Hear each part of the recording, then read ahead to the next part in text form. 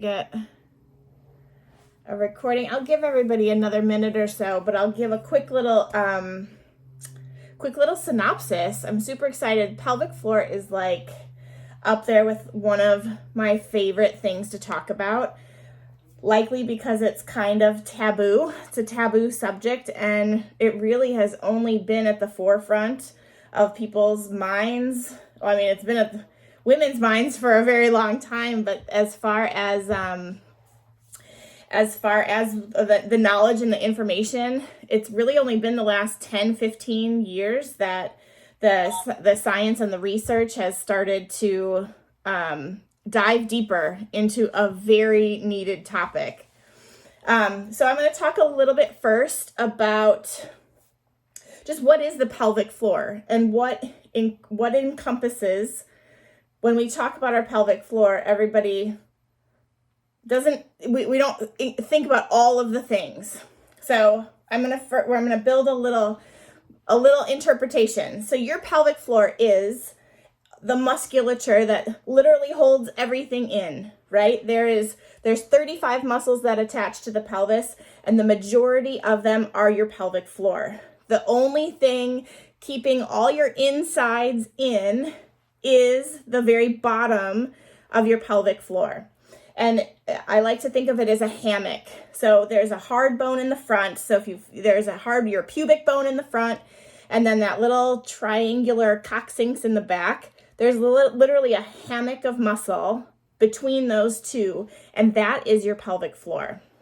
But the pelvic floor does not operate and function on its own. It is, and we are learning more and more about the really unique and intricate, connectivity between all of those. So pelvic floor, sure, is the bottom, but it works in connection with, so I'll build from the top, your diaphragm. So your diaphragm is the muscle that is mainly controlling your breathing. So your pelvic floor and your diaphragm, they're actually very similar in shape, and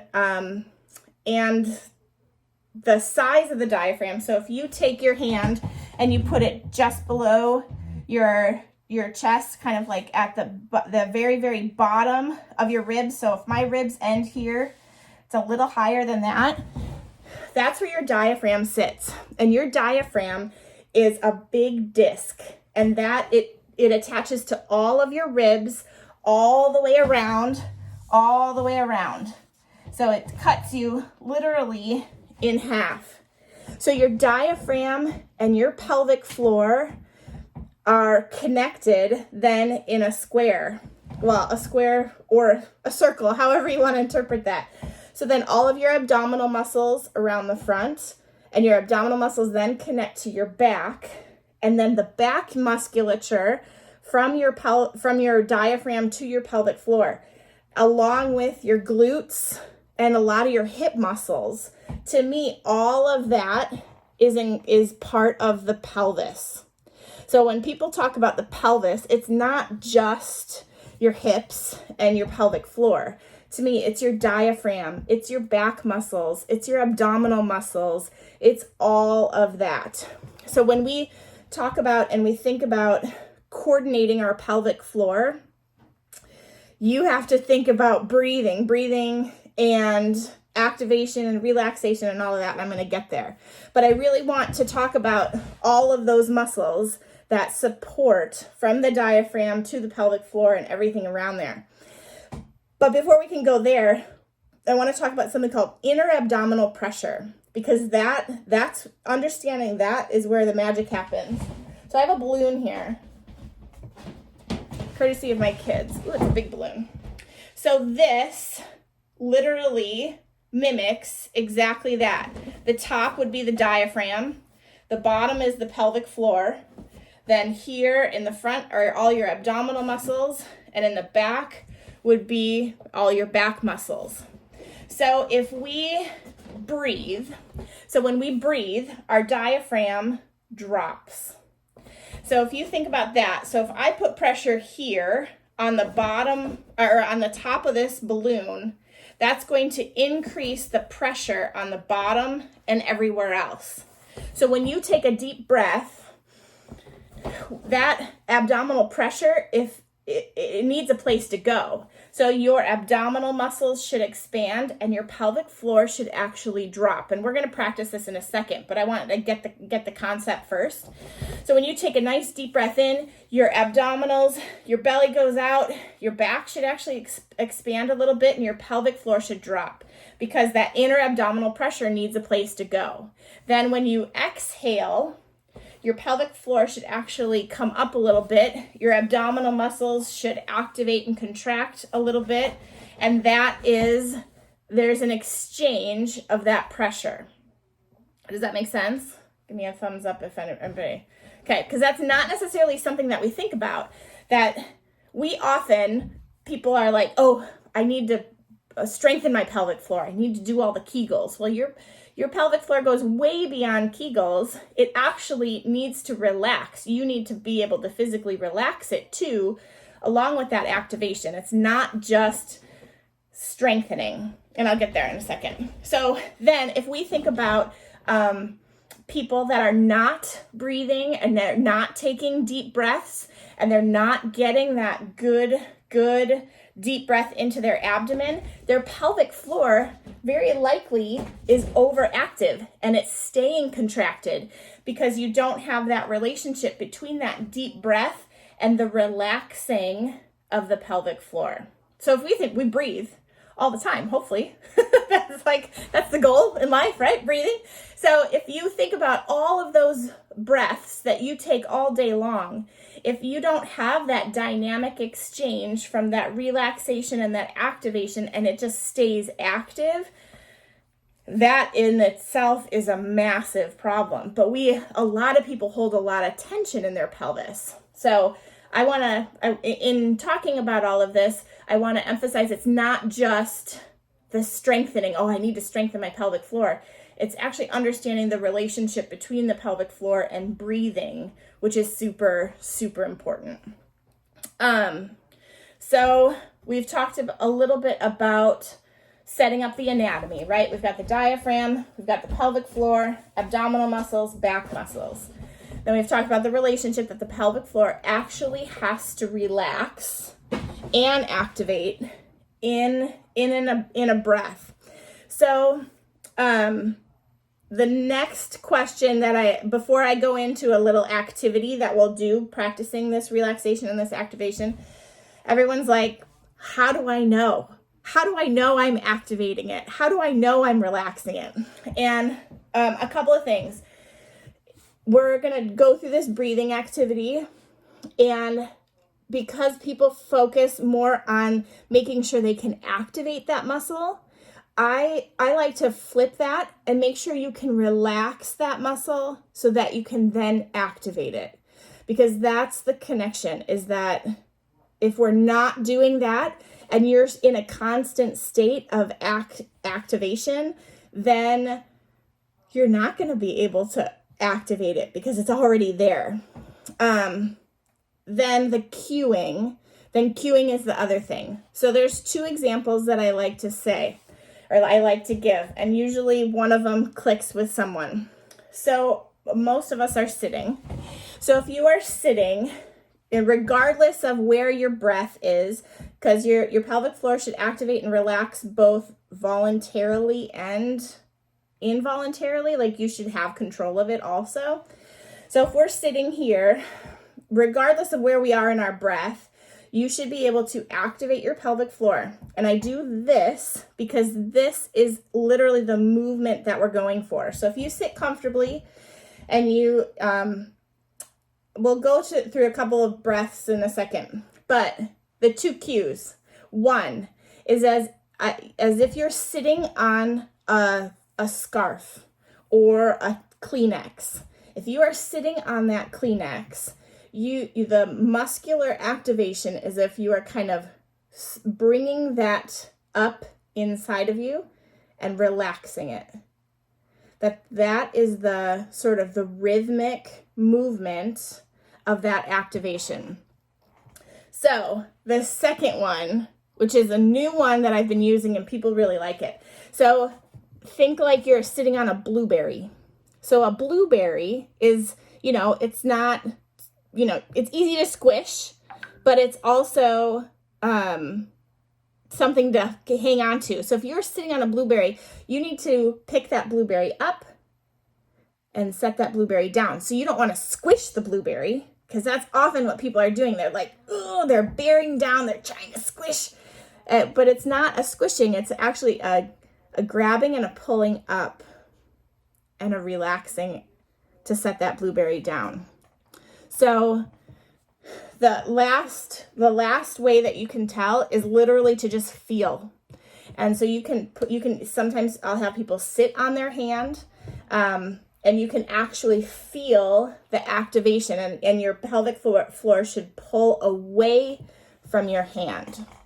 So those are the three, so the visualization of that scarf, also the visualization of the blueberry, or physically sit on your hand and put your hand between your sits bones, and that muscle should pull away from your hand. So I will have a replay of this, and you can practice all of that later if you want to. But the next part of this is then to just do a simple exercise. So I just threw a ton. Oh, my battery is low. Hold on. Okay, if for some reason I lose you guys, I will jump right back on via my phone. Okay? Because this isn't working for some reason.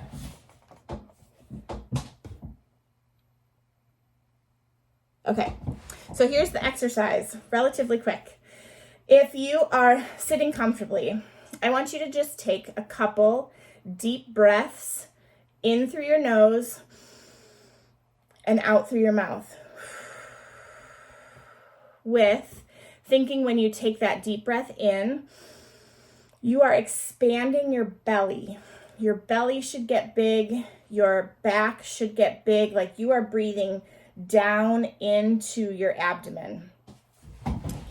So if you take a couple deep breaths in through the nose, and again, I don't want you to breathe through your chest. I want you to breathe through your belly. And then when you exhale, out through the mouth. So in through the nose, out through the mouth. Inhale, making your belly big. Exhale, bringing your belly in.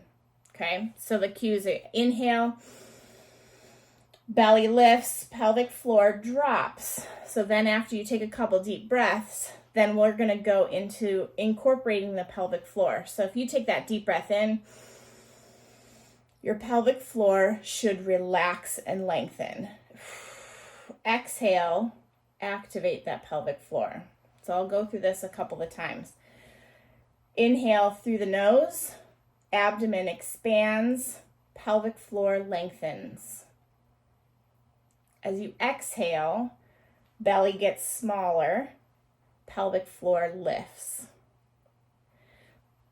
So if we'll run through that a couple of times. Big deep inhale, belly expands, pelvic floor drops. Then the reverse of that, exhale, belly gets smaller, pelvic floor raises. At first, that alone is its own exercise. People that have leakage problems, people that have bowel problems, simply doing that exercise a couple of times throughout the day, holding that for, and not even holding it yet, but you can work towards holding that activation, holding that breath, both in and out, for about 5 to 10 seconds. And getting that coordination takes a lot of time, but incorporating that coordination into your breathing pattern will be enough to either allow your pelvic floor to relax so that it can activate, or vice versa, allowing for a strengthening of that pelvic floor just with the coordination of your breath. And it sounds super simple for a huge, huge problem that plagues a ton of people, but it's really that simple. And that doing that and increasing the time for which you're able to hold it in either direction, either the exhale or the inhale, as you increase to 5-10 seconds at a time, then a lot of people, just that simple thing, a lot of people's problems get better just with that alone. So I threw a lot of information out there, and I'll do a quick little recap just to make sure.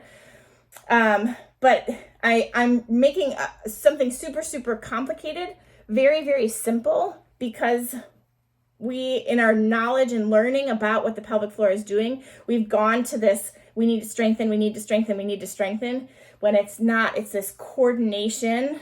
It's the coordination between the activation and the relaxation that is huge.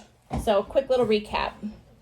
We've got the inner abdominal pressure, diaphragm on top, pelvic floor on the bottom, abdominals in the middle, back muscles on the back. There is, with the activation of the diaphragm, there should be a lengthening and a dropping of the pelvic floor. And then with the exhale, where that diaphragm raises, the pelvic floor should go with it. So that's a dance between the pelvic floor and the diaphragm. And that learning what it feels like to have your pelvis relax, and learning what feels like to have your pelvic muscles activate, is really the important part of getting better control of your pelvic floor. But then that's like the tip of the iceberg, but it's a really important part of the whole thing. Any questions about that?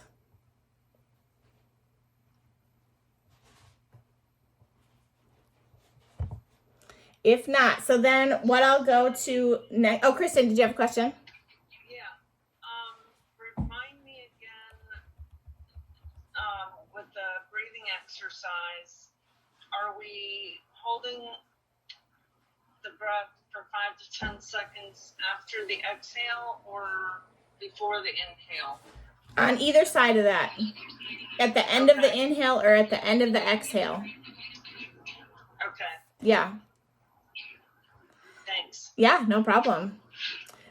So next week, what I'll build on is we'll practice this exercise again.